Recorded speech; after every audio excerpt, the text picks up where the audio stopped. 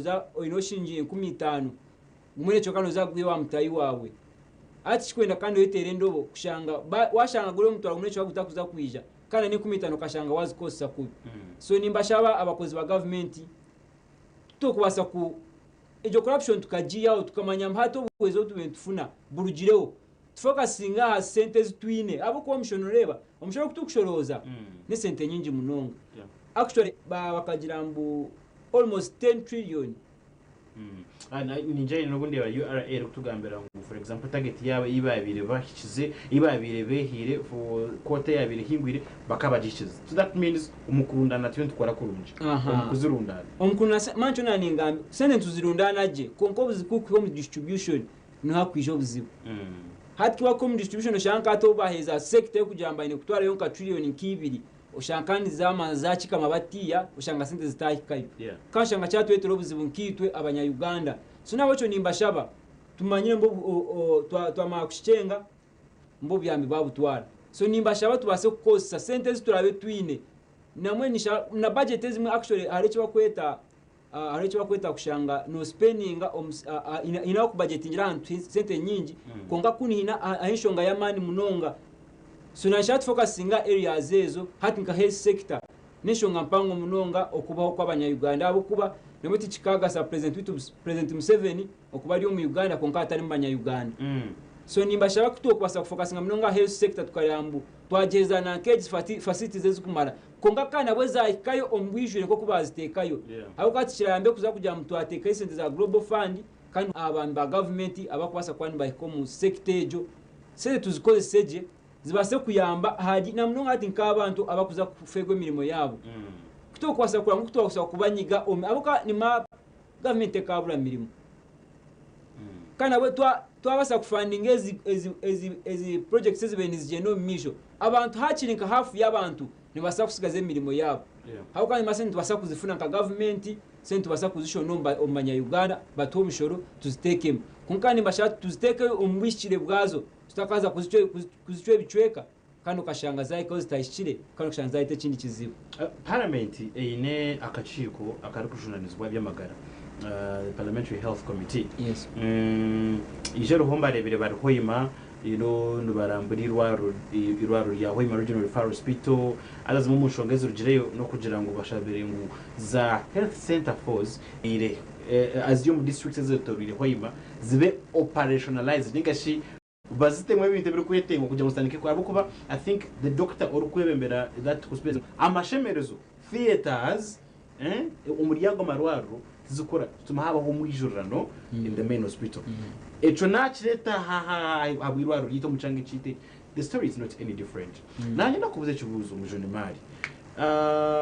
are you confident in the leadership that we have abako bakora confident ngo umuntu mako barukora bwo no gutuyambita abanya Uganda ninga hakiri mu gaps zo ryo norero of course nero mu kintu cyone cyo kubano kwa tukasa kujana kwa perfectly na government itu ni tingasa kujambita is 100% perfect but at least bari yakugezeho kujya base kwisi obuhereza ombantu bona atwara anankejejo ya health sector wagamba primary health sector echo kujamba batwireho nankeje ho major project wagamba kujya ba amarero gona bakora operation n'ikirungi munonga kwantisa kuyamba abantu bona na munonga bakorgombechwe kabya Hoima actually birambe Hoima honka kuyona na za Fort Poto mubende nizo kushanga umutisi kuza kumeta kandi kuza kumanaza kwijura arifaru hakinyare bambyana asa kwika Hoima ni hasa kumworobera azafuna ubuhereza actually nyo nishaba echo kubo kwasa country wide habuka nkatu waza nkombechwe kabitu nkoko inkuruguru isingiro witu no shangambu twetune empunji nyingi no kimanyecho kana na marwara minjagari yagabonire hati specifically nko witu kabuyanda owitu nka isingiro omuriru yanga aboka rukinga eri omuriru yanga sub county twetune mirwaro lya nshungezi na nende bari bombechero mu Kagando agona gabegaria under na cage under empunji so nchimanisa mhati kwa biho obyambo hati tunvansi isinjo twasigara nkai juko isinjo south sine mu health center for kabuyanda tell ya health center for and kabuyanda bakajishoba isinjo yazo mu west yes west so isinjo south kitwe twine muri mafuzi hati turi mafuzi mutwaza mukwa kigamba konka nimba shaba so kiwa kwasa ku ku implementinga ejo program wekaika no abo kanchenda actually chanchenda matakaje kujamba amarwaro gono muri Hoima bachi bafune mu sectors baje mu buri gombora ninga kale like every sub county jirenka 2 operational gundi hospitals dero bazina nahandi abo kaine districts ziri kubi munonga kine constituencies ziri kubi munonga ati nke turi kubi munonga ati no shanga haja ke cyabo mu tuntu kimwitagisa kuza kabyanda ningo mureku so kana a distance yo debending nga munonga kandi ati namtuwe twine mpunji nyinyi atorede bakuzitwa amwe sente zebene bafuna okuyamba abantu abana no kote structures ezo sente za kuchendera hadi chibachi maisa mbu twakufuna obuzibu buhango munonga mo especially nkito aba costing empunji so government kiyo kwasa kuyambekija na ekamanza actually consideringa ezo refugee hosting districts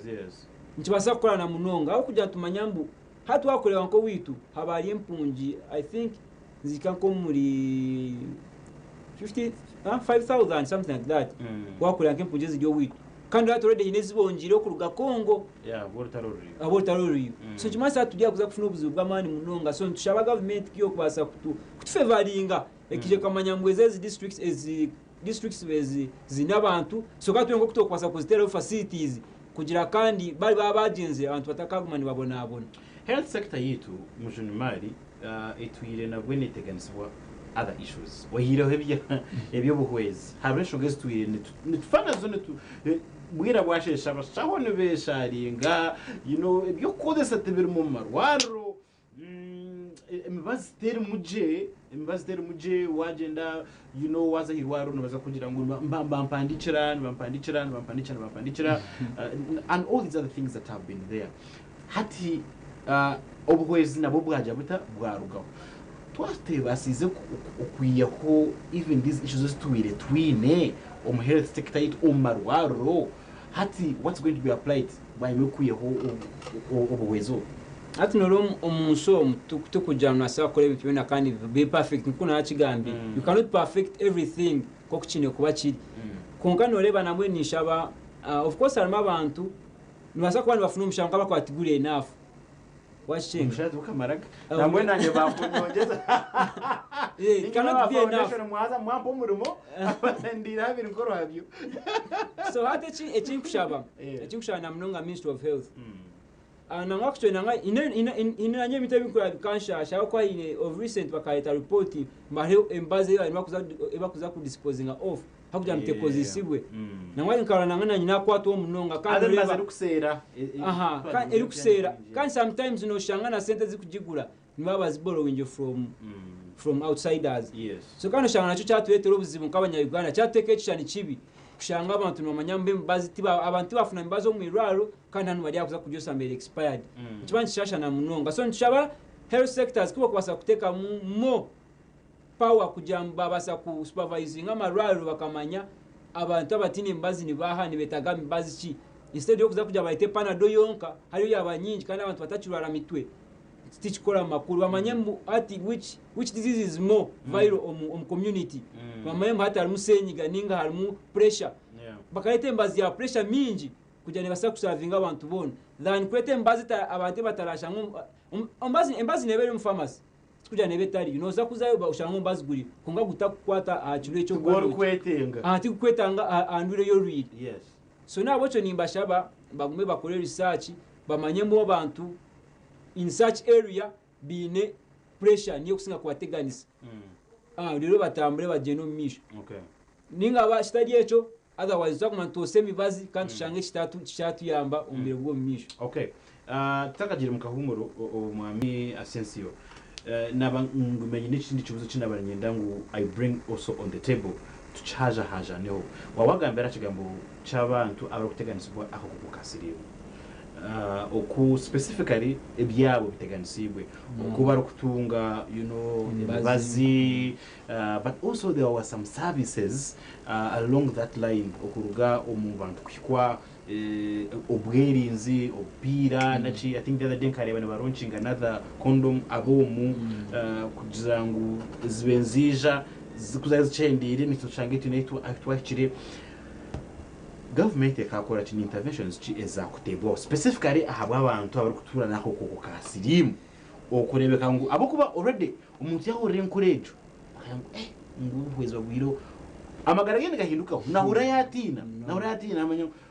kuna na nyuga kutunga egira ki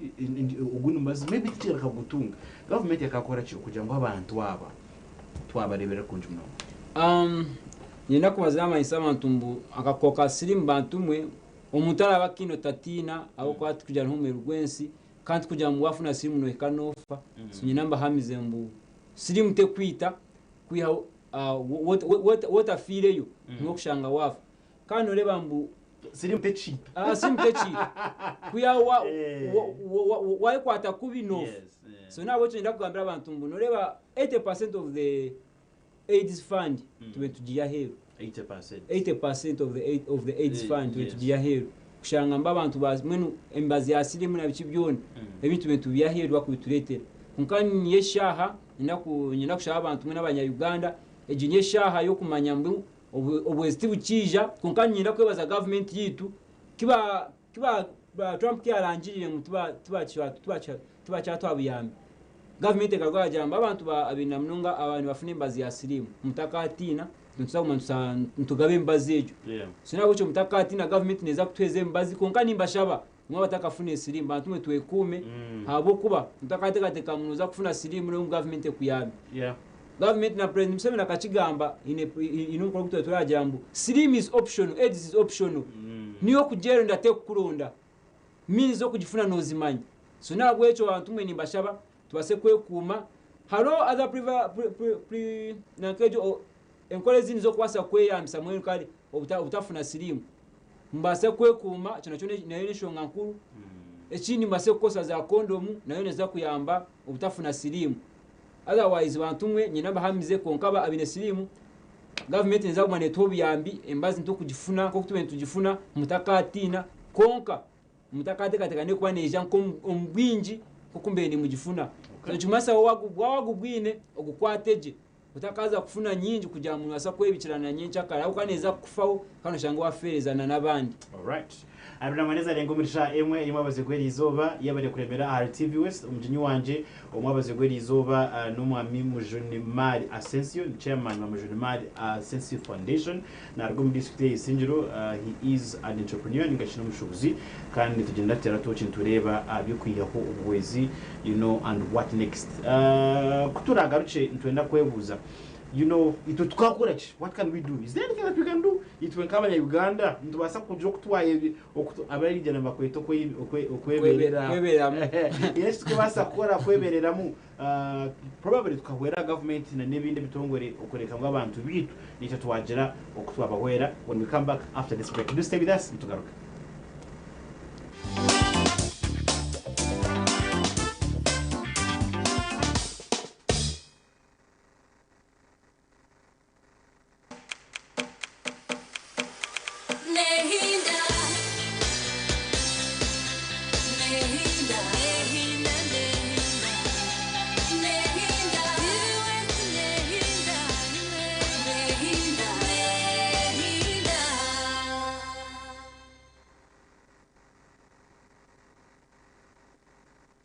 Look out for StarTimes Solar to unwrap your lighting and entertainment experience this Christmas. At only 700 shillings daily charge, get yourself a StarTimes S50 that comes with lighting, phone charging, strong lithium battery, radio with a flash port and a Bluetooth speaker. For more entertainment needs, get yourself a StarTimes S130 that comes with an extra 32-inch TV screen and 2 years free StarTimes subscription. StarTimes Solar, more than just solar.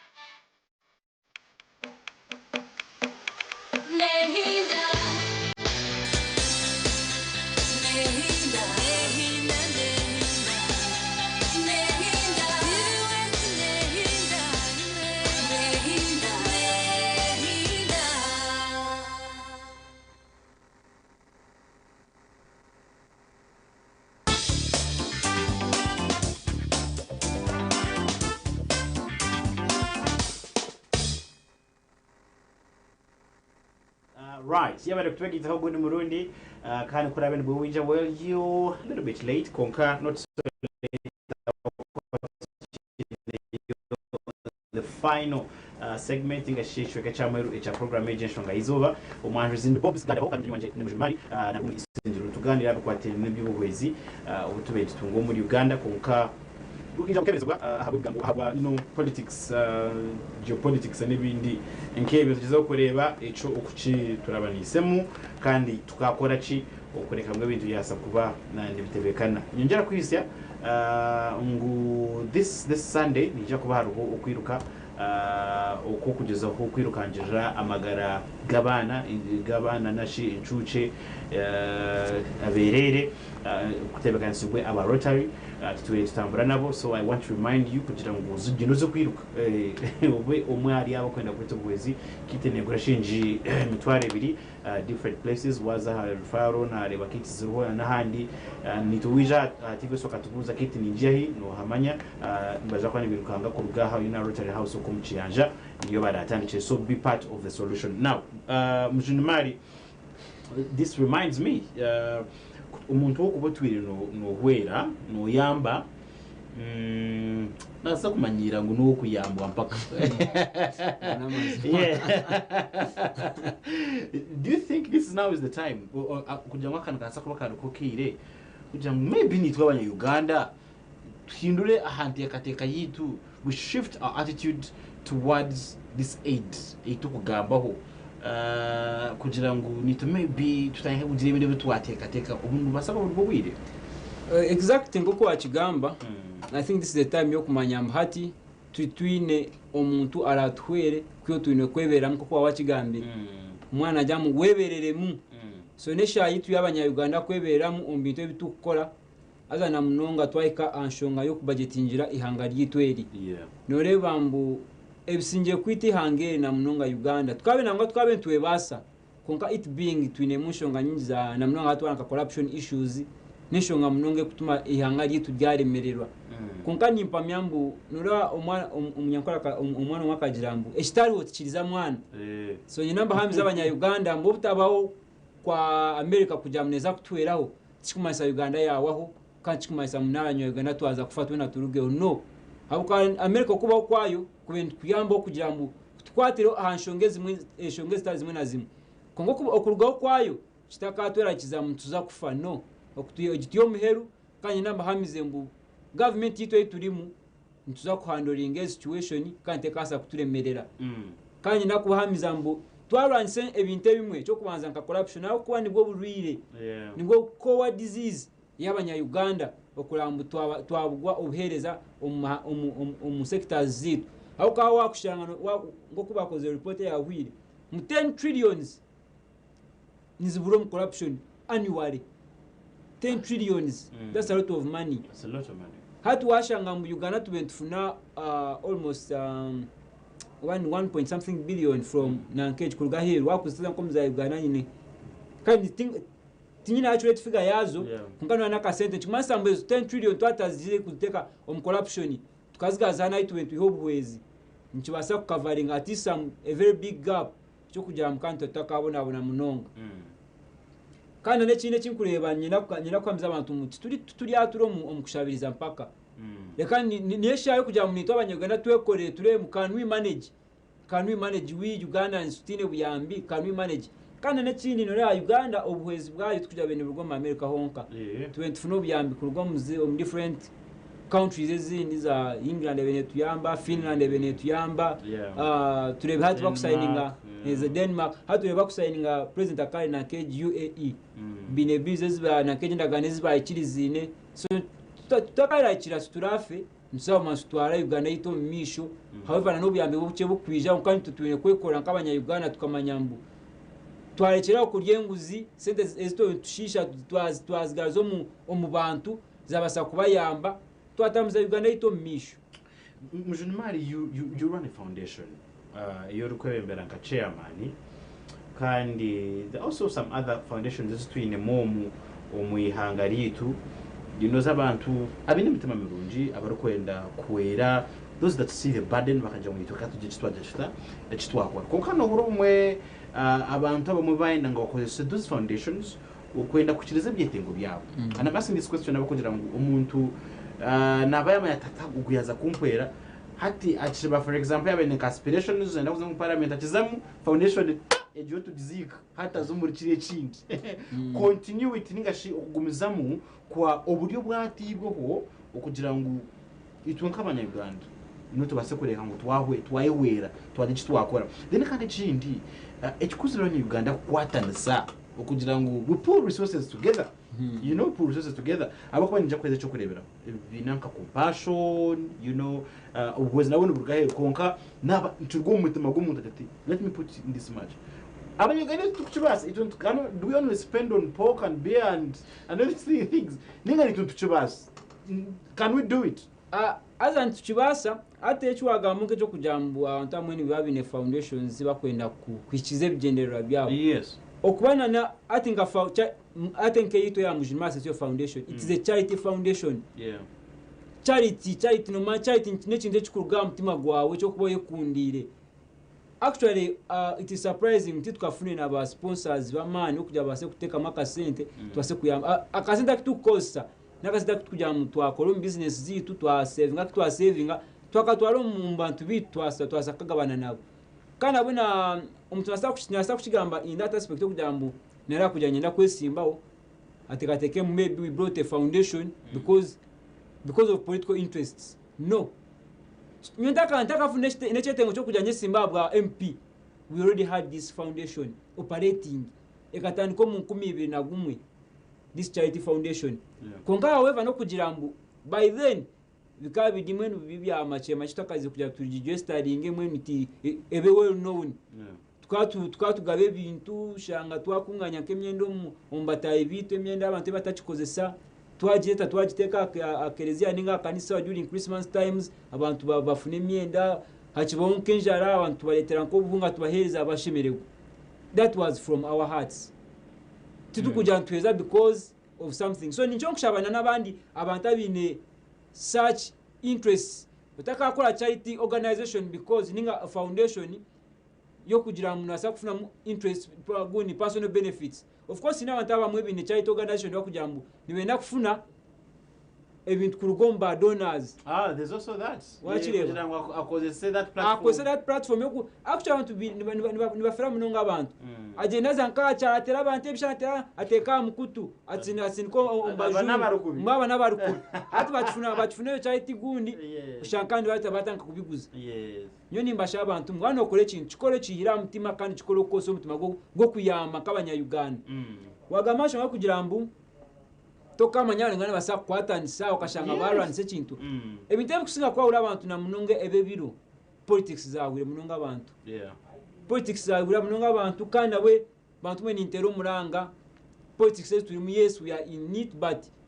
nizakwaho then tomorrow we are going to be other people. Twesigarane eshano zakurana mutayi wawe habo ijenke ntunguka cyaro oyange kuba involved aho kugira mbu abantu another side bantu mwe nimbashabe ntunguka neza kujine yatwena hati nke cyate kuko izire amini kuko bagitwire oyambo batwirobo bo affectingire twena abamuri baza kucinyi baza kushemererwamo nyo inabatabi na ba opposition abantu bakugira mu yes ka butware turebe noza kushemererwa erizo kugira mbabu twara but tomorrow it will affect you nibuza kukwataho kandi oshange niwe uriyo mu kintu nico kimwe ogere mbashikuri banje kubutwara. So nimbashaba abanya-Uganda ebintu bitakatwa ura turi abanya-Uganda twena ibyo nebikuya nibija ko muyaga bikabiwaho kunga tusigaraho nk'abanya-Uganda. So nimbashaba tusigare mu kintu kimwe tukwatanise turi ngo kutokubasa kutungura Uganda yitweje. Political interest takatumara munonga ntako buruki bukujana biza kwamu abararabe nibakurabamu nkanyo nshura niza kurabamu abandi abarasigaye ne bakusigara but still nimbashaba tubase kwatanisa omuntunguka etunkane yatwena hagire kija kikuyamba abukuba obureke bukuyija hati nga covid kiyizire teragire kwa urambogu no wanupo guno NRM ekakwata twena azonga aziya kushanga otari set ningo otari otine mwenu umubiri gwa guri week. So nabo cyo nimbashaba tutakaya ukanumbi intebimwe reka twatanise twase kurango kutwatungura Uganda yitu twatanise na government yitu ya NRM how can you do mpa mwisho ndakunyonda kuchakanisa ati kankubuza ekindi Uganda is a young country okugira demographics zitu tuliye minyeto unemployed tuliye minyeto bine kiniga abana bana bakora tuliye minyeto abana they are lost in drugs, you understand? Sure okurgo muri yabo can mobilize anything okwehwera hata ngambire and that's my last question okweshaza atwa kanga mimteka some program noreba enshongezi mwezi create nke embera ejo minyeto omwari chiba kweta service delivery ati nora president Museveni akatwa program ya PDM wachireba washanga utakwasa kuchisensitizing mnongo mu bantu kumanya abantu ko kubine kufuna sente no kushanga sente zagumaho zitakozisibwe bama bazigaruzeyo financial yamara kwa baz ati ga sente za youth livelihood nizibazi dia district system konga kujam there's no enough sensitization yo kujambazo kwegesa mnonga abantu ko barafune sente ezo oshanga sente zagumana zigarukayo kandi bazitwire mutuzikoze kandi ama kuzikosa numa mwaye kwatanke minyeto mukiyo sente ezo numasa kusetinga project oshange yaba yamba president Museveni obwabali nankeji obwabali mwizi akagira mu timu lyo munaza kukora mu government kuyo naza kuba setingira ways izo kwa mwabasa kweba kwetungura kabantu eshonga ya PDM eshonga kweta PDM anocha no mam 7 nyoni cha kumforenga mnonga na twereka abantu abafuna PDM akwereka mbo muntu akati ne kiyabira ine yafuna milioni emwe yagura mu kamatungo geye yayombeka biju akana akora umwe yafuna umukozi wa kabiri hakwaho umwaka atariyo mbakozi 15 kiba kimasta mu reducinga unemployment abantu abacyaro konga watabasi uri nko mwebembe zitakwasa ku educating abantu ahashonga nkezo no kushangira mba abantu basigara mu byabo tibamane kikugendo mu misho norechi ekikusinga kwita abanya Uganda lack of enough sensitization abantu amwe tibakweta capital no omuntu wasta maso kamweje so kamugambira mbe kine kwa kiti nabati nchiba kimumara we have our knowledge ninchingwe nakubaza n'abanyagwa n'abagezi munonga nchokora kuba kuzo musiza UAE ni babatina munonga baja you are from Uganda you very clever wachireba twina abagezi minja bakubasa kuyiya kandi tubaza president Museveni kujamba katwa platform yo kugira mbu tweyi abo kwa inese zo kuzamu okushanga hati nkiwe to kwasa kugo mu street on mu ghetto hands mutandike nko kutambuza ngamizi ninga muhanda ni baba kwasiri kibaskano mu Uganda konko mu Uganda nira bakatwa platform yo kugira mbu iyo na woine capital yawe yo mutwaro shinjo mutwaro gumwe nikubasa kuyari zero gukuteka yiguru so konga echo nankiza kuyija kanisa kubaho abantu bamara kuba sensitizinga abantu bakabegesa business ideas abantu kabastamiso kestamisa nkeminyeto atnywe kanyincha kuzo mu cyaro sitamise minyeto mbere kambagira mbati abantu mwe okusigara mukora tikikuba yamo mutandike mukore group yanyu murundi itaka mupanyisi itaka mbasa kupanyisa roni mutera amatafari mugosi mwamara muzo kushashura abakozi haro group nkishatu izina sensitizing kandi abana batanje kufuna ka sente on projects in case Jean-Marie, we've got to break this to a close konka nonda kuhendera akamuhero nukuhendera nyina kwebaza abantu baturira mwena mwe bari munonga kanye baze na management ya New Vision mwe bari munonga abo kumani muteza platforms kezi kujya mutubase kushobora